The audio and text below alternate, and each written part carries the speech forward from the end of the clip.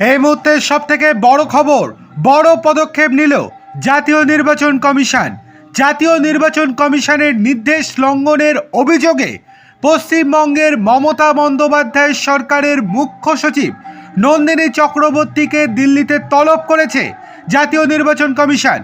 আজ দুপুর 3টের মধ্যে দিল্লির নির্বাচন কমিশনের সদর দপ্তরে হাজিরা দিতে কড়া নির্দেশ দেওয়া হয়েছে। প্রশাসনিক মহলে এই ঘটনাকে ঘিরে জোর চর্চা শুরু হয়েছে। কমিশনের তরফে পরবর্তী পদক্ষেপ কী হবে তা নিয়ে নজর রয়েছে রাজনৈতিক মহলে।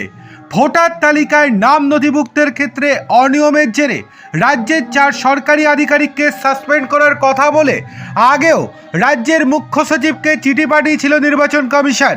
দক্ষিণ 24 পরগনা এবং পূর্ব মেদিনীপুরের 4 সরকারি আধিকারিকের বিরুদ্ধে এফআইআর দায়ের করা এবং বিভাগীয় তদন্ত শুরুর নির্দেশও দেওয়া হয়েছিল। তাদের মধ্যে 2 জন নির্বাচনী নিবন্ধন আধিকারিক অর্থাৎ ইআরও এবং 2 জন এইআরও। এছাড়াও বারুইপুর পূর্বের ডেটা এন্ট্রি অপারেটরের নামেও এফআইআর দায়ের করতে বলেছিল কমিশন। প্রথমে 5ই আগস্ট রাজ্যকে একটি চিঠি পাঠিয়েছিল কমিশন, পরে 8ই আগস্ট ফের চিঠি পাঠায় তারা। দ্বিতীয় চিঠিতে রাজ্যকে 72 ঘন্টার মধ্যে জবাব দিতে বলেছিল কমিশন।